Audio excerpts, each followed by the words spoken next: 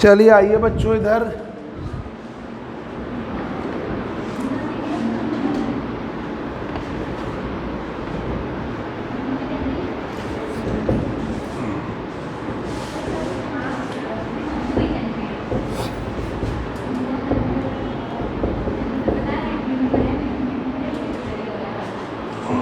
कहाँ तक बताया था, हम वहीं से आगे पढ़ाएं, नहीं तो टाइम वेस्ट होगा। अभी हमारे एक रिलेटिव हैं, वो आ रहे हैं, इसलिए भी हम उतना नहीं पढ़ा पाएंगे जितना पिछले टर्म सोचा था। जो हम सोच रहे थे उतना नहीं पढ़ा पाएंगे। ये था,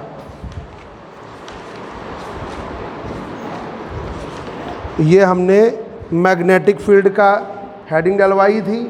फिर AX, ठीक है, VZ की वैल्यू हमने क्या बताई थी, कांस्टेंट पैरेलल, है ना। फिर उसी के आगे इक्वेशन पे है VX की वैल्यू है आपकी, VX डॉट की वैल्यू है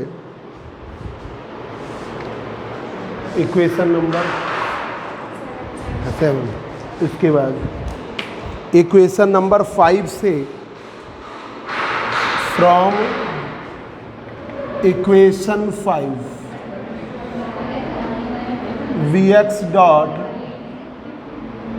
ठीक है, dVX upon dt Q upon M by into V। एक रिलेटिव है वो चल दिए हैं तो नहीं मिला, फेविकॉल मिल गया, चलो ठीक। बुरादा कहीं से मंगवाना पड़ेगा, चाचा से कहीं दे, कहीं लकड़ी वाले से बुरादा लेते हुए आए। तो हार्डवेयर की दुकान पे दोनों चीज़ें मिल जाती हैं। देख इधर नीचे दे आओ उसको, कोई बात नहीं है।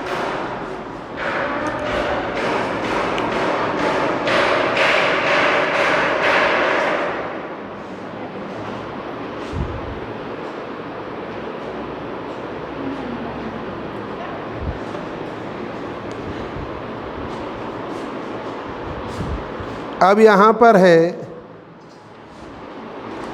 VX dot dVX upon dt Q upon M by into B।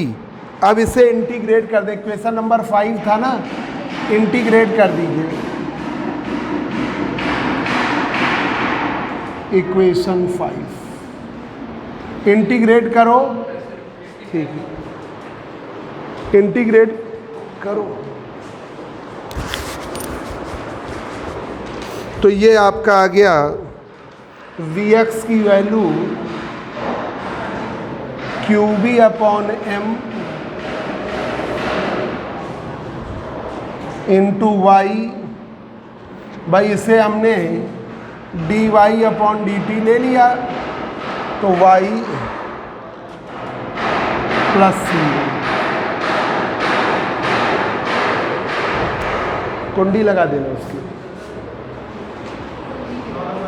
तो ये आपका VX की वैल्यू, अरे वो बंद कर दो तुम, क्षतिज वो कुंडी लगा, थोड़ा आवाज़ कम आएगी। VX की value QB upon M y into C1, इसको इंटीग्रेट कर दिया तो VX डॉट है, इंटीग्रेट कर दिया VX हो गया, QB अपॉन M ये लिख दिया, dy अपॉन dt का y ले लिया और इंटीग्रेशन कांस्टेंट C1 ले लिया, ठीक है। अब यहाँ पर इनिशियल कंडीशन एट t बराबर 0 पर, t बराबर 0 पर VX की वैल्यू है V, y की वैल्यू है 0, ठीक है। भाई इनिशियल कंडीशन में t बराबर 0 पर VX की वैल्यू है V और y की वैल्यू है 0, लगा दीजिए V QB upon M, y का मान 0 प्लस C1 की वैल्यू हो गई V, C1 की वैल्यू हो गई V, C1 की वैल्यू हो गई V। अब ये V का मान रख दीजिए तो ये v का मान रखिए। यूजिंग, आज MSc फाइनल ईयर का रिजल्ट आ गया है, बहुत अच्छा रिजल्ट गया है। ऑब्जेक्टिव हमारे तो जो बच्चे थे सब बढ़िया निकाले हैं। तुम्हारे में क्या हुआ? कौन?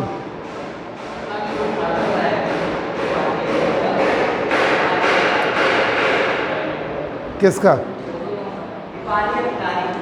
नहीं, हम ऐसे नहीं पढ़ते। जो हमसे पढ़ते थे वो सब पास हो गए अच्छे number.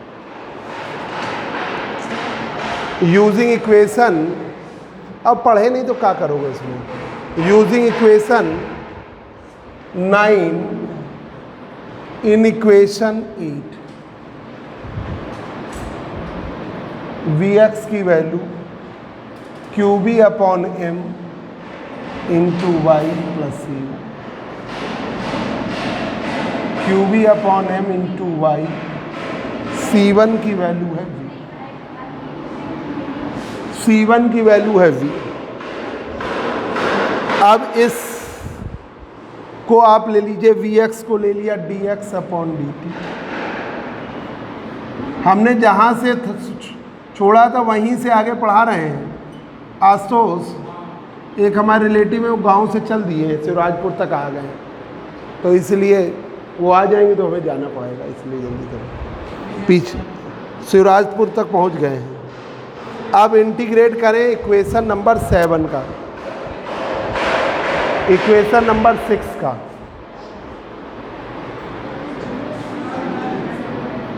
Integrating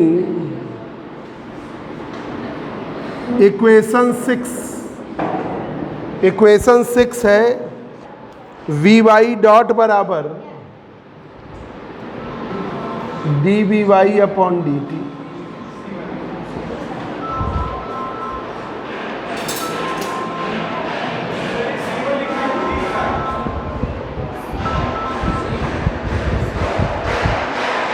dVy upon dt क्या?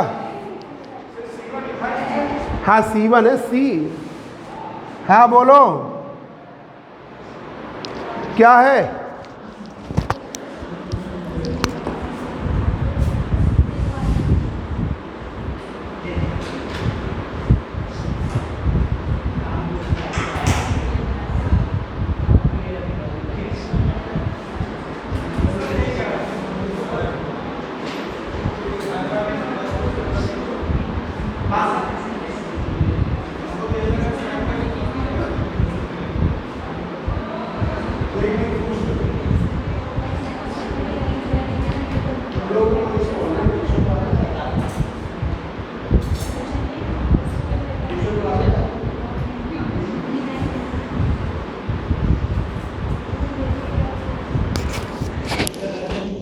रंजन को भी भेज देंगे,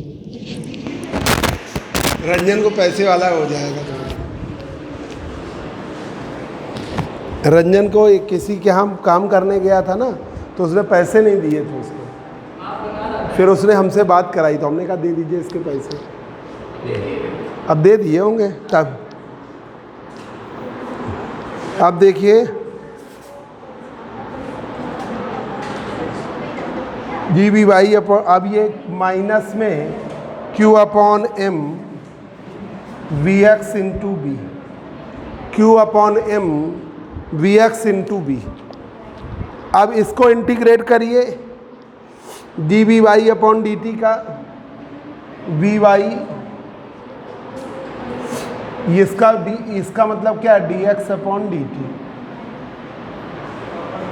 तो माइनस में QB upon M into X plus C2, integration constant C2। Integration कर रहे हो, सुटेबल लिमिट नहीं तो इंटीग्रेशन कांस्टेंट जरूर। अब initial condition, using initial condition क्या है? t बराबर 0 पर Vy की वैल्यू 0 है, x की वैल्यू 0 है, रख दोगे तो C2 भी 0, 0 Q B upon M into 0, तो वी गेट C2 बराबर भी 0। आपको C2 भी 0 मिलेगा। C2 का मान 0 रख दिया, C2 का मान 0 रख दिया, तो Vy बराबर minus Q B upon M into X plus C2, और इसकी वैल्यू हमने क्या रख दिया, dy upon dt minus Q B upon M into X, ये इक्वेशन 14। अब आपने dx upon dt upon dy upon dt कर दीजिए। Equation 11 upon equation 11 upon equation 14, equation 11 upon equation 14, dy upon dt और dx अपॉन dt। तो ये कर लीजिए dx upon dt dy upon dt, ठीक है। और ये ले लिया Q B upon M into Y plus B और minus Q B upon M into X, Q B upon M into X. ये कर लो dx अपॉन dt और dy upon dt dx upon dy। ये आ गया Q V Y M V V M upon minus Q B X 50 Q B X. अब इसे आपने ऐसे कर दीजिए Q B X D X minus Q B X D X, Q B Y D Y V M D M, V M D M. Integrate करिए दोनों side में। जहाँ तक पढ़ाया था उसी के आगे समझ गए कि नहीं? क्या नाम है तुम्हारा? निकिता। देखो हमने पहले वी वाई किया, फिर वी एक्स वाली इक्वेशन थी V X Q B upon M Q B upon M Y C one. अब यहाँ पे लगा दिया इनिशियल कंडीशन t बराबर 0 पर, t बराबर 0 पर v की वैल्यू वी एक्स की वैल्यू हमने v ले लिया और लगा कि यहाँ c1 ये ले लिया, ठीक है। ये आ गई इक्वेशन। फिर इसी तरह वी वाई बराबर D Y upon D T minus Q B upon M V X B. अब हमने इसे इंटीग्रेट किया तो V Y minus Q B upon M into X plus C two. अब यहाँ पर इनिशियल कंडीशन में t बराबर 0 पर वी वाई की वैल्यू 0 है, x 0, ये मानना पड़ेगा जंक्शन। तो अब हमने लगा दिया ये 0 ये 0, C2 की वैल्यू 0। अब हमने C2 0 रख दिया, ये आ गया। दोनों को डिवाइड कर लिया, dx upon D T D Y upon D T, Q B upon M Y plus C one minus Q B upon M into X. अब हमने ये डी टी काट दिया, dx upon D Y, Q B Y ये ले लिया, V M ये ले लिया माइनस क्यू बी एक्स, ठीक है। इधर मल्टीप्लाई किया minus Q B X D X, ये क्या हो गया Q B Y D Y और ये हो गया वी एम डी एम। अब देखिए इंटीग्रेट की डी वाई, वो गलती से। अब आपने इंटीग्रेट करना है, इधर का नोट हो गया, इंटीग्रेट करना है। इंटीग्रेट करिए तो ये हो जाएगा, डायरेक्ट कर दे, integrating both side both side, तो माइनस क्यू बी बाहर, X D X limit 0 to X, Q B बाहर,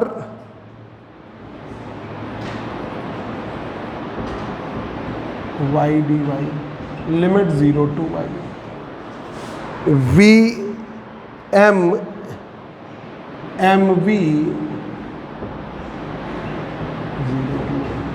लगा दिया minus Q B X square by 2, Q B by M B Y, ऐसे कर दिया। एम बी वाई देखो कौन है। अब आपने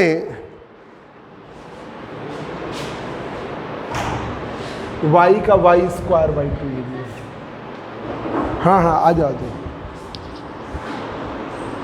तो यहाँ पर ये y का वाई स्क्वायर बाई 2 आएगा, इसका एक्स स्क्वायर बाई 2, और ये हमने क्या किया, इसको भी इधर ले आए और ये इधर ले गए।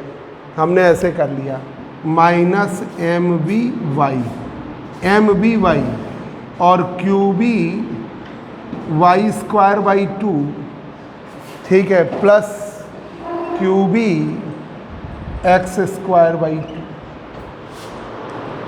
X square by 2। अब हमने X square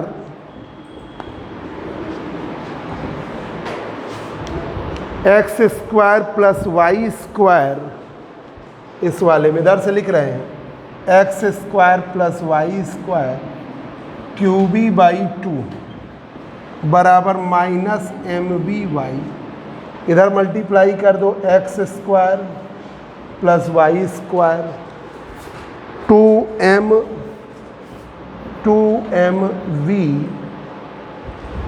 we upon Q B into Y. Equation number 18। अब नोट ना करो बेटा, फिर बाद में देखो ऐसे कर दिया। अब इसको भी हम इधर ही ले आएंगे इस तरह रेंज के लिए, ठीक है। क्या किया, एक्स स्क्वायर क्यू बी और Q B Y square by, Q B by 2 बाहर किया, X square plus Y square minus M V Y, इधर मल्टीप्लाई कर दिया 2m V upon Q B Y, ठीक है। इसको भी इधर ले आइए। अब तुम जरा रुक जाओ, इससे नोट कर लेना, हम तुम्हें बता देंगे। अब देखिए इधर कर लीजिए, ये आपने किया एक्स स्क्वायर, बस इधर देखो अब तुम Pragati, 2m V Q B into Y बराबर 0। अब आपने क्या किया, M V upon Q B अपनी तरफ से जोड़ा और घटाया, तो आप ऐसे कर दीजिए, X square Y square 2m B upon Q B, और इसको अपनी तरफ से जोड़ दो, M B upon Q B के स्क्वायर को जोड़ दिया, घटाया वाला उधर कर दिया, M B upon Q B का होल स्क्वायर उधर साइड कर दिया, जोड़ा और घटाया तो वो उधर।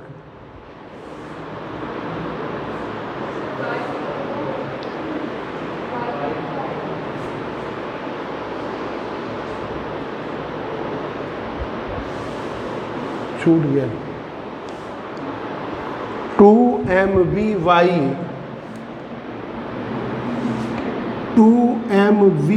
वाई अपॉन क्यू बी, ठीक है। अब ये बन गया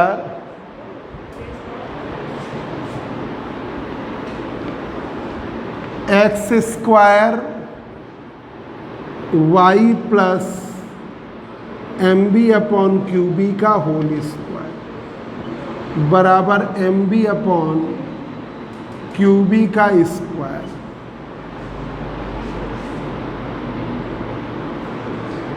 ठीक है। ये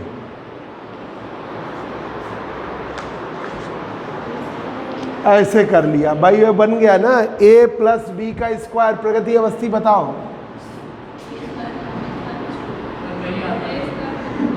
हाँ, प्लस 2ab है ना ये फार्मूला, वही हम यहाँ लगा दिए। ठीक है, कैसे लगा दिए? वाई स्क्वायर और M B upon Q B का होल स्क्वायर और 2m बी वाई अपॉन, तो मतलब ये a स्क्वायर हो गया, ये b स्क्वायर हो गया, और 2 इंटू ये हो गया a और ये पूरा हो गया b, ये बना। ठीक है, अब यहाँ पर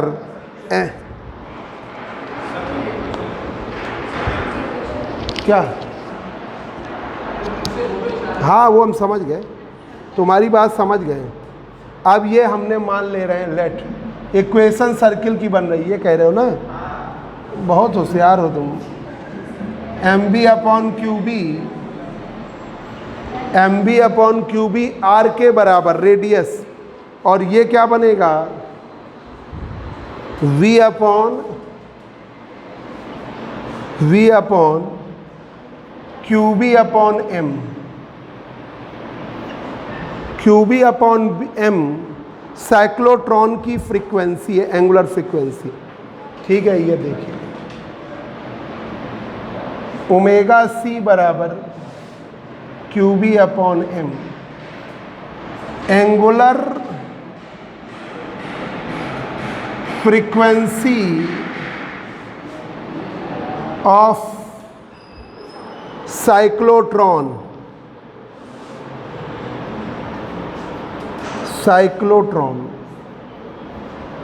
एंगुलर फ्रीक्वेंसी ऑफ साइक्लोट्रॉन, ये एंगुलर फ्रीक्वेंसी है साइक्लोट्रॉन की।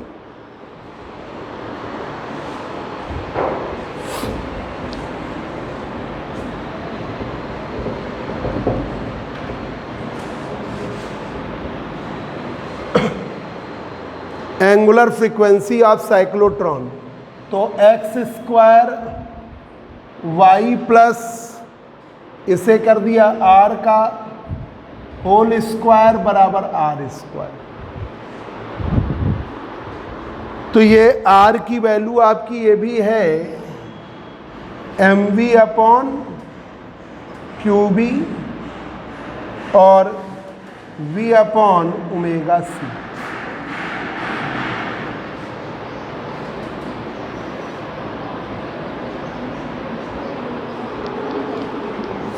तो ये सर्कुलर पाथ की इक्वेशन बनी है। दिस से मतलब ये इक्वेशन नहीं बनती है, X square plus Y square बराबर ए स्क्वायर बनती है ना, वैसे ही ये एक इक्वेशन बन गई है सर्किल की। ठीक है, this is the equation of circle and represent that charge particle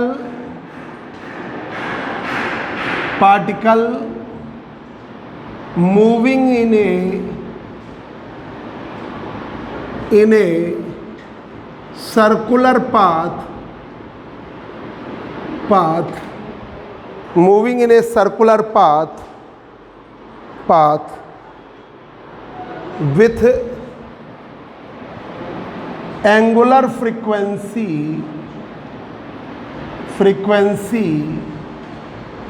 omega c, with angular frequency omega c। r radius of gyration है यहाँ पर, r जायरो रेडियस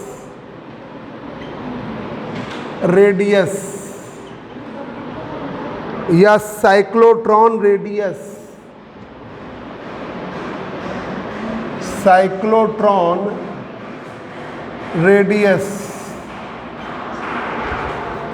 या लार्मर रेडियस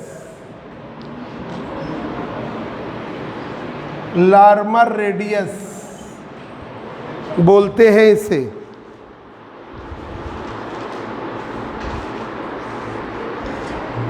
अब ये कौन सा केस था, इसमें कोई केस डाला था हमने, केस डाला था इसमें केस फर्स्ट। अब केस सेकंड, ये केस सेकंड है। केस कौन सा है? हाँ, ये second third case. Case third, when motion of charge at any angle to B, ये कोई एंगल बना ले रहा है। When motion of charge particle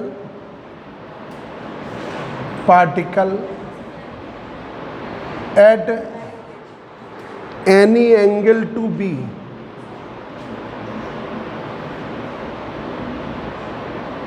at any angle to be, when motion of charge particle at any angle to be,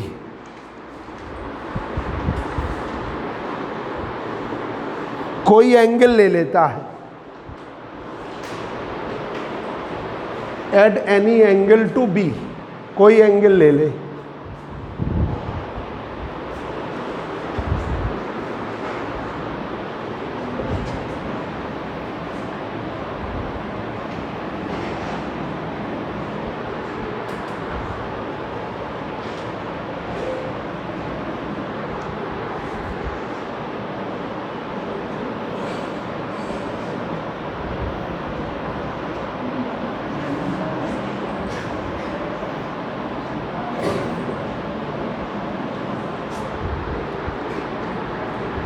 ये Z axis के along,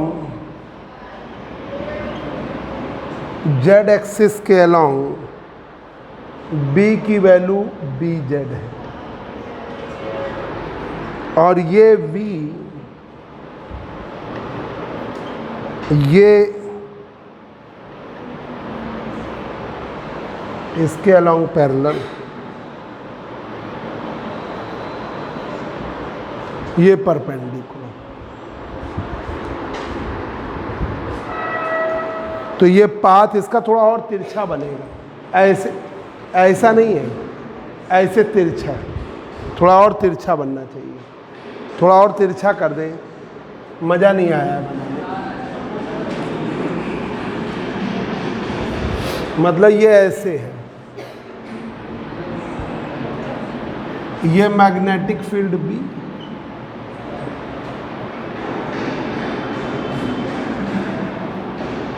ऐसे।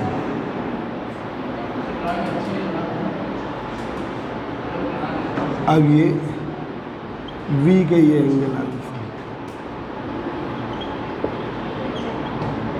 ये पाथ कहलाता है हेलिकल।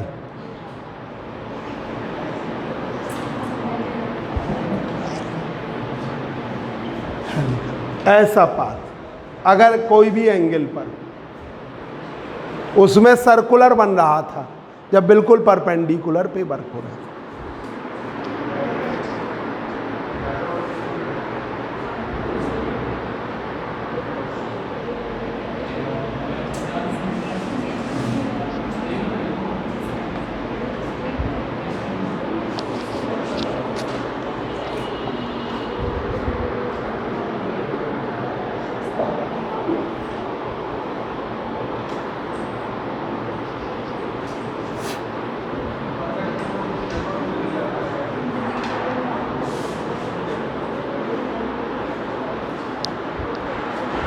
तो देखिए,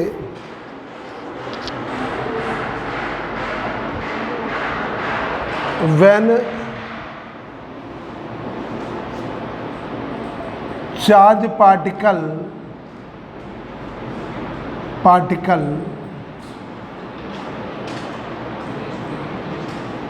forming the angle अल्फा, एक ही बना दो, अल्फा विथ मैग्नेटिक फील्ड,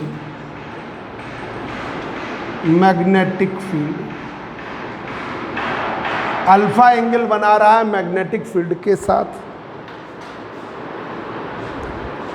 तो इसका सर्कुलर पाथ मूव करता है। Then circular path moving due to v parallel, ये पैरेलल वेलोसिटी के कारण मूव करेगा, ठीक है, v पैरेलल, और चार्ज पार्टिकल बनाएगा helical path, and charge particle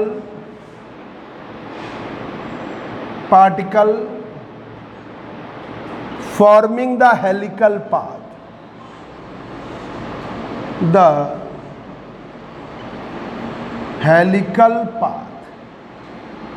ये हेलिकल पाथ बन रहा है, फॉर्मिंग द हेलिकल पाथ। इस मोशन में सेंटर ऑफ सर्कुलर पाथ या guiding centre in this motion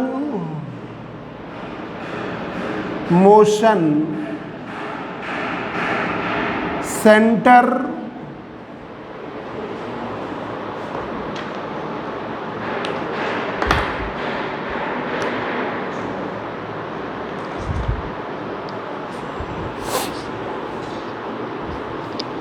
in this motion center of circular path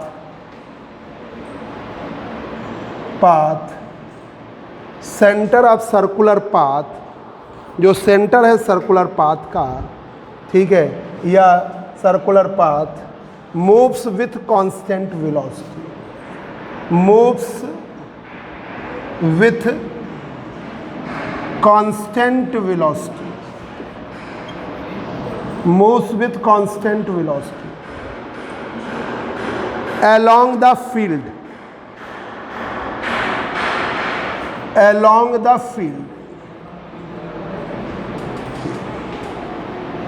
move करेगा किसके अलोंग, फील्ड के अलोंग, ये लिख लो।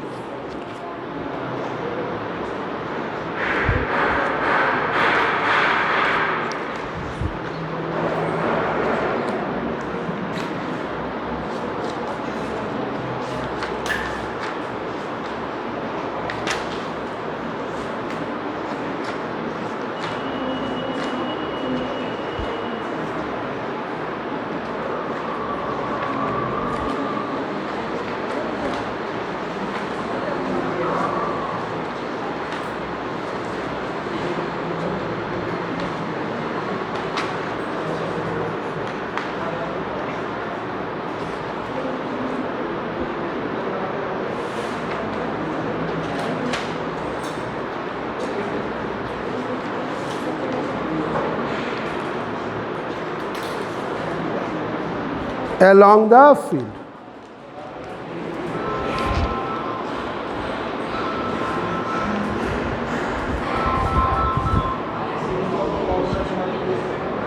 ठीक है। अब आइए प्लाज्मा टॉपिक पर, हेडिंग डालिए प्लाज्मा, कहाँ तक लिख दिया था, यहाँ तक, ठीक है। तो ये केस थर्ड हो गया था, तो चार्ज पार्टिकल के मोशन बताए हैं। आप जरा पॉइंट्स में थ्योरी लिखिए प्लाज्मा की। प्लाज्मा आज जो पढ़ा रहे हैं वेरी वेरी वेरी इंपॉर्टेंट, आपको मिलना ही है इसमें, ठीक है, मतलब पक्का है। अब 22 में 21 तो निकल गया।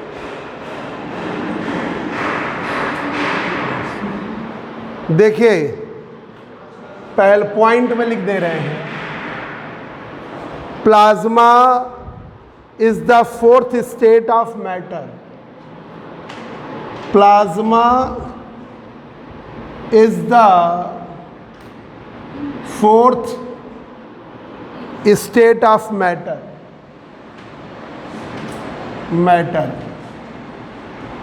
Plasma is the fourth state of matter. Plasma जो है फोर्थ स्टेट है मैटर की। भाई सॉलिड, लिक्विड और गैस चौथी स्टेट है आपकी plasma. Plasma is the fourth state of matter. It consist of It consists of ions, electrons and neutral particles.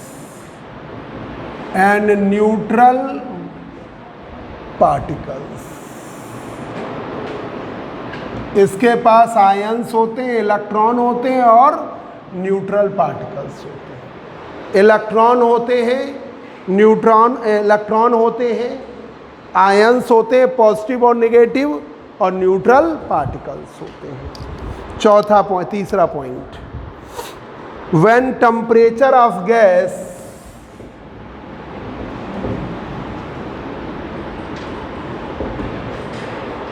तीसरा point, when temperature of gas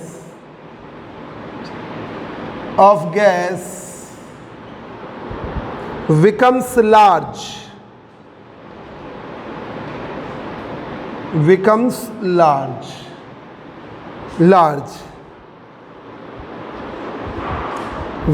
large इसका मतलब थर्मल एनर्जी किसके बराबर?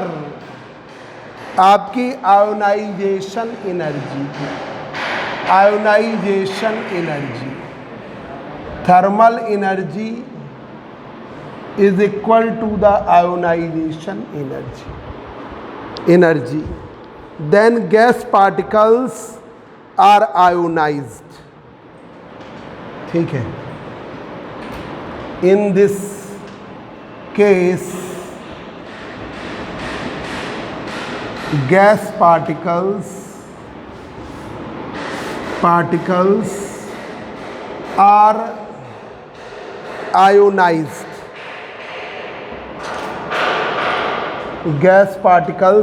ionized. This process produces electron and ions. This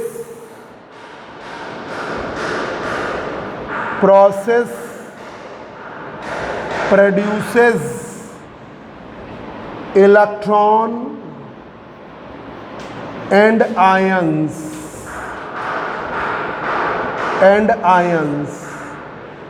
This process produces electron and ions.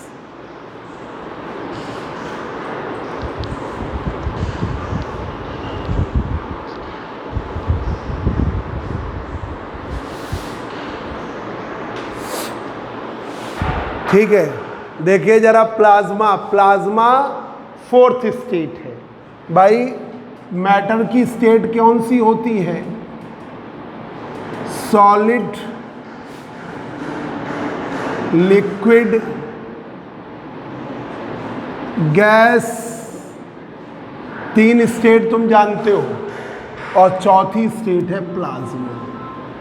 Fourth state है plasma की, चौथी state है plasma की, फोर्थ स्टेट है प्लाज्मा की,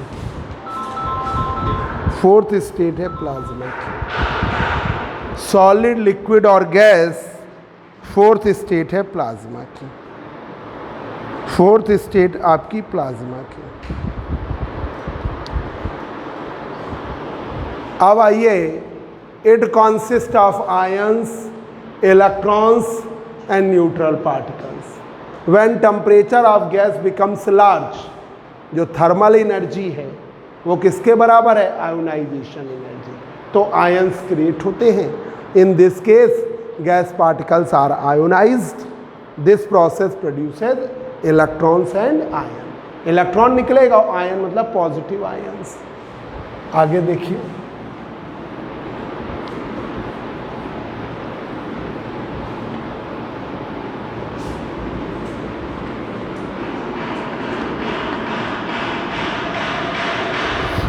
अब देखिए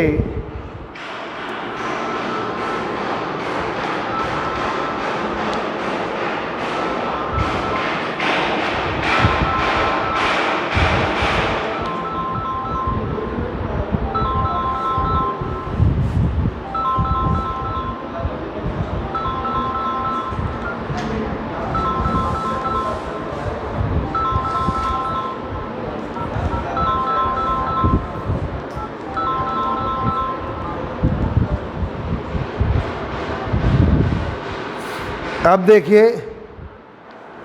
हेलो,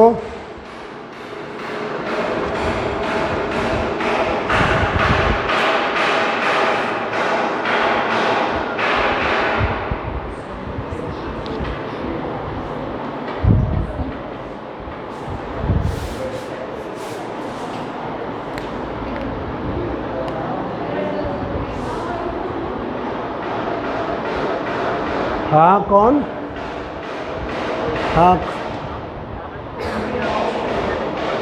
हाँ हाँ हाँ, अच्छा अच्छा, बिल देना था तो यहाँ पे गुरुदेव पे आ जाइए। हाँ हाँ, गुरुदेव टाकीज के आप आगे बढ़ोगे तो इनकम टैक्स सोसाइटी के पहले ही है, बाएं हाथ पे घर, ठीक है। ठीक, if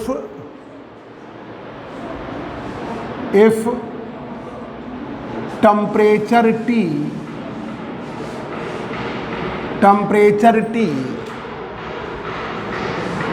is so much large,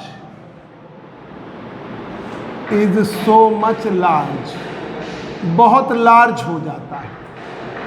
if temperature T is so much large, तो क्या होता है, only positive ions and positive and negative charge particles, charge carriers, negative charge carriers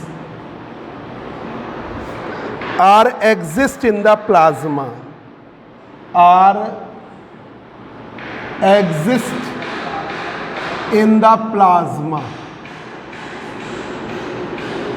if temperature T बहुत लार्ज है, if T is so much large, तो क्या होगा, only positive and negative charge carriers are exist in the plasma.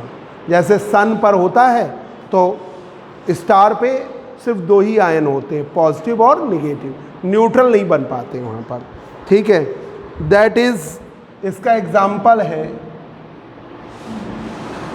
सन,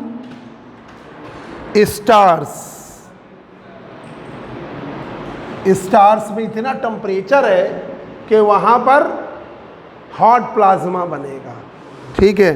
तो sun stars are regarded as hot plasma, thus sun and stars are regarded as hot plasma. ये hot plasma बनाएगा, hot गरम वाला hot plasma. Sun और star regarded as hot plasma.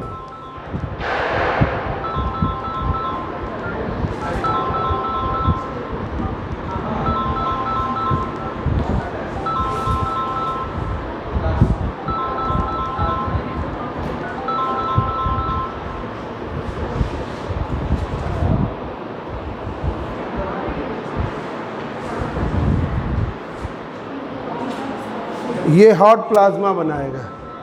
अरे काटना ही पड़ेगा।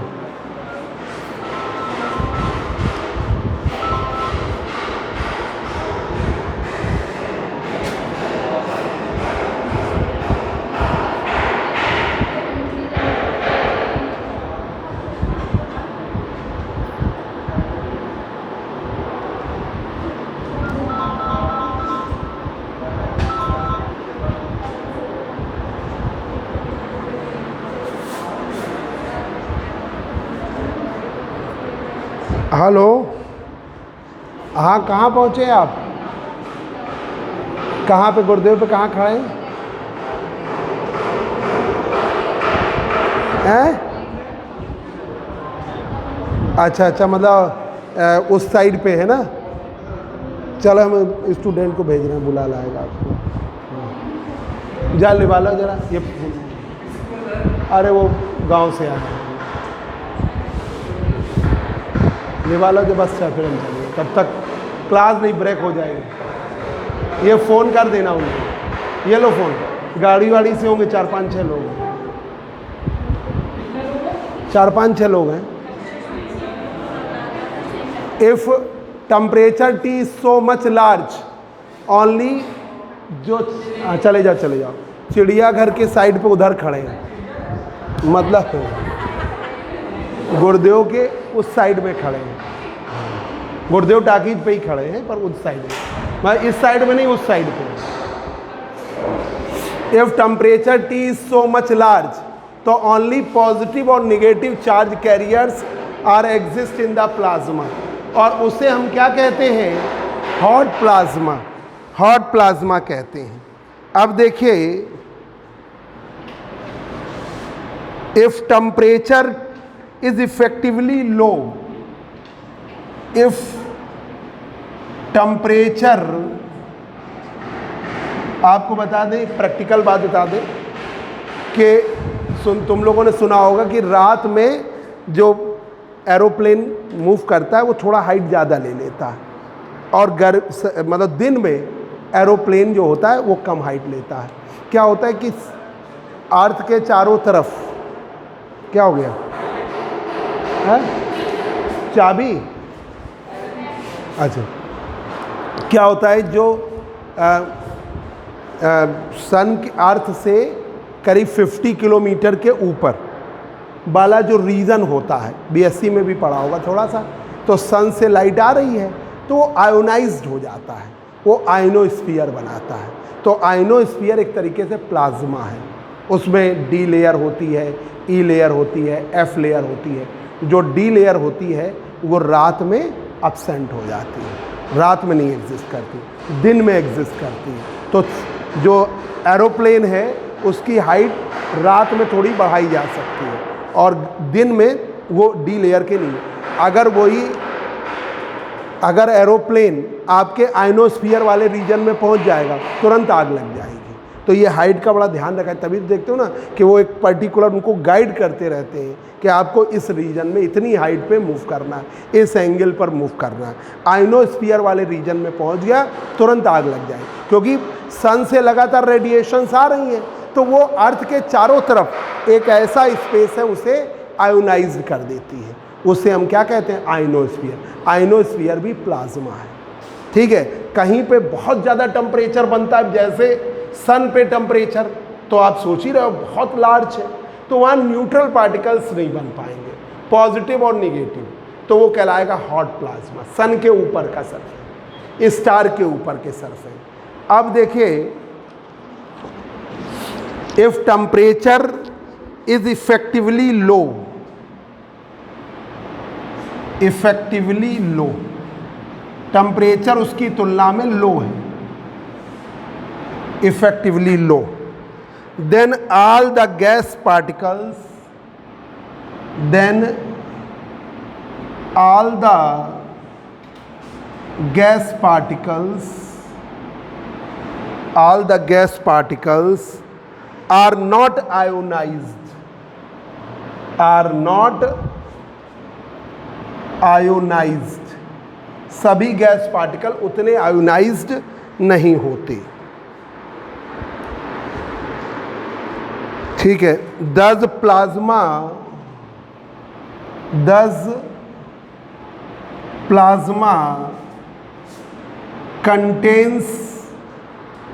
contains ions, electron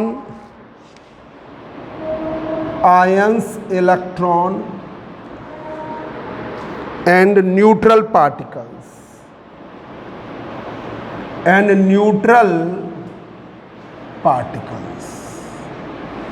और न्यूट्रल पार्टिकल्स कंटेन करता है, इलेक्ट्रॉन, आयन और न्यूट्रल पार्टिकल।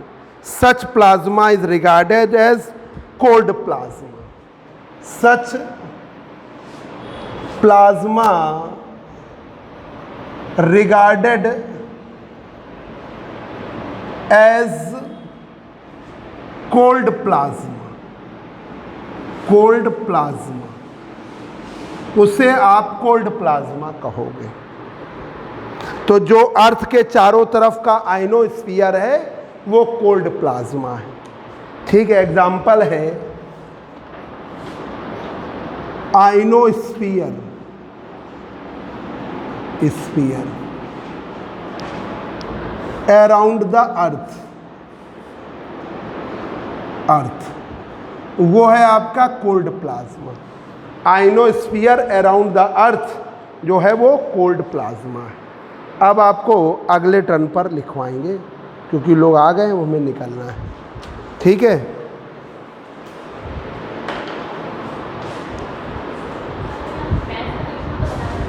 क्या